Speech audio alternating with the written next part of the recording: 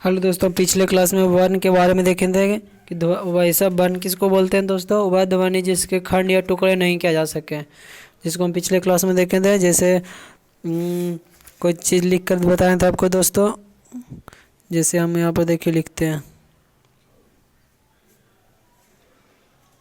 जैसे हमको लिखना क्या था दोस्तों, आज लिखना था। तो क्या लिखे थे, आ प्लस ज हलंत आ। तो इसका अब हम और भी खंड नहीं कर सकते दोस्तों, इसलिए ये वर्ण कहलाता है।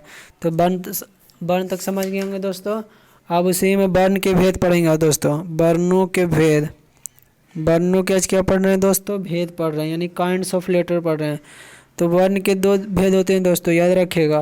पहला है स्वर्ण वर्ण, स्वर्ण जिसको बोलते हैं वॉवेल दोस्तों। और दूसरा क्या है दोस्तों, व्यंजन है। क्या है, व्यंजन है, जिसको बोलते हैं कॉन्सोनेंट। कॉन्सोनेंट बोलते हैं दोस्तों, ठीक ना दोस्तों। तो दो को पढ़ लेंगे। तो देखिए वॉवेल के बारे में देखते हैं दोस्तों। वॉवेल्स के बारे में, वॉवेल्स जिसको स्वर बोलते हैं दोस्तों, जिन वर्णों को उच्चारण में दूसरे वर्णों की सहायता नहीं लेनी पड़ती है, जिन वर्णों के उच्चारण में दूसरे वर्णों की सहायता नहीं लेनी पड़ती है, उसे क्या बोलते हैं दोस्तों, स्वर्ण कहते हैं। जैसे देखिए दोस्तों, आ किसी की सहायता लेने पड़े नहीं, लेकिन का बोलिए तो का में आ की सहायता लेने पड़े, का से लेके औ तक। टोटल स्वर वन कितने हैं दोस्तों, 11 हुए, याद रखिएगा 11 स्वर्ण बन हुए, स्वर्ण होते हैं। अब स्वर के भेद पढ़ते हैं दोस्तों, स्वर के भेद पढ़ते हैं, ठीक ना दोस्तों, स्वर के भेद पढ़ते हैं। तो उच्चारण की दृष्टि से स्वरों के भेद निम्नलिखित हैं, देखिए हम पढ़ेंगे दोस्तों। अगला देखिए लिखते हैं। पहला जो है स्वर, क्या है दोस्तों, ह्रस्व स्वर, जिसको इंग्लिश में बोलते हैं जो तो short vowel, SOH short vowel बोलते हैं। शॉर्ट वॉवेल किसको, देखिए जिसको, इसका डिफरेंशिएशन जो है, जिन वर्णों के उच्चारण में बहुत कम समय लगता है, जिन वर्णों के उच्चारण में क्या होता है दोस्तों, बहुत कम समय लगता है, उसको ह्रस्व स्वर बोलते हैं। ये संख्या में 4 होती है, 4 होती है, संख्या में 4 होती है। कौन कौन है जल्दी याद कर लीजिएगा दोस्तों, का कंपटीशन में डायरेक्ट पूछ देगा दोस्तों। आ हुआ, ये आ लिखा हुआ दोस्तों, ई हुआ, ऊ हुआ, देखिए दोस्तों लिख देते हैं, ऊ हुआ, और क्या हुआ दोस्तों, री हुआ, आ हुआ दोस्तों, और क्या, ई हुआ, ऊ हुआ, री हुआ, ये हुआ ह्रस्व स्वर हुआ दोस्तों। अगला हम दीर्घ स्वर देखते हैं दोस्तों। दीर्घ स्वर जिसको बोलते हैं लॉन्ग वॉवेल बोलते हैं दोस्तों, जिन वर्णों के उच्चारण में हर स्वर से दोगुना समय लगता है, यानी हर समय में जितना समय लगा उससे दोगुना लगता है, उसको बोलते हैं क्या दोस्तों, दीर्घ स्वर बोलते हैं। ये संख्या में 7 है, कितने हैं, संख्या में 7 है, लेकिन हर स्वर कितने थे, 4 थे। ये हुआ आ हुआ दोस्तों, हर सही के बाद दीर्घाई होता है। ऊ हुआ दोस्तों, ई है, आई है, ओ है, आव है दोस्तों, याद रखिएगा दोस्तों, 7 होते हैं। आ ई दीर्घाई, हर्षाई दीर्घाई हुआ, ऊ ए ओ आव हुआ दोस्तों। ये हुआ दीर्घ स्वर दोस्तों। अगला जो है फ्लूत स्वर, फ्लूत स्वर के बोलते हैं लॉन्गर वॉवेल बोलते हैं दोस्तों, जिन वर्णों के उच्चारण में दीर्घ स्वर से भी अधिक समय लगता है उसको बोलते हैं फ्लूत स्वर कहते हैं दोस्तों। जैसे देखिए, जैसे ओम लिखें, क्या बोले, ओम, ओम बोलते हैं ना दोस्तों, ओम, तो इसमें ज़्यादा समय लगा, यानी दीर्घ स्वर से ज़्यादा समय लगता है। तो इस तरह हम समझ गए होंगे दोस्तों। आगे देखते हैं स्वर की मात्रा। जब कोई स्वर व्यंजन के साथ प्रयुक्त होता है तो स्वर को न लिख कर उसकी मात्रा लगाई जाती है। स्वर की मात्रा को अब देखेंगे दोस्तों। तो जैसे देखिए स्वर कौन कौन हुआ दोस्तों, आ ई, हर्षई दीर्घाई, हर्षाऊ दीर्घाऊ, री हुआ दोस्तों, ए आई ओ आओ।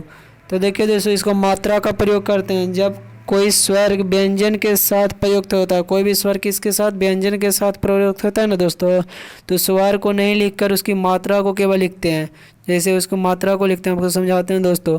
आ को इसी रहने देते हैं, आ के बदले एक आकार देते हैं दोस्तों, हर्षाई लिखते हैं ई के बदल, इसके बाद दीर्घाई लिखते हैं दोस्तों, फिर क्या लिखते हैं, ऊ लिखते हैं दोस्तों, हर्षाऊ, फिर दीर्घाऊ लिखते हैं दोस्तों। इसके बारे में फिर ई के बारे में ऐसे लिखते हैं दोस्तों, फिर री के बारे में लिख लिया ऐसे दोस्तों। फिर ए के बारे में ऐसे लिखते हैं, ओ के बारे में डबल ओ लगाते हैं दोस्तों, औ के बारे में ओ लिखते हैं, और औ के बारे में ऐसे लिखते हैं।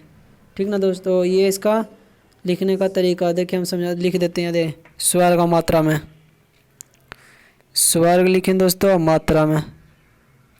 आ लिखे ना दोस्तों, इसको रहने दीजिएगा। ठीक है, आ लिखे ना तो इसको मात्रा में केवल ऐसे लगा दीजिएगा। ठीक दोस्तों, ई लिखे ना दोस्तों तो इसको हर सही लगा दीजिएगा, ये हो गया।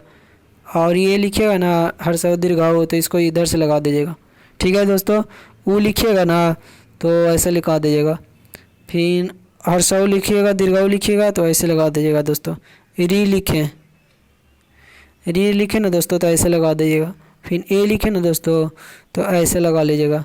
फिर आई लिखे ना ये ओ तो ऐसे लगा लीजिएगा। सॉरी, यहाँ पर डबल हो जाएगा हो जो। फिर ओ लिखे ना दोस्तों तो ऐसे लगा लीजिएगा, ये मात्रा हुआ। फिर औ लिखिएगा ना दोस्तों तो डबल लगा लीजिएगा, ये मात्रा हुआ। ठीक, जैसे प्रयोग बताते हैं दोस्तों।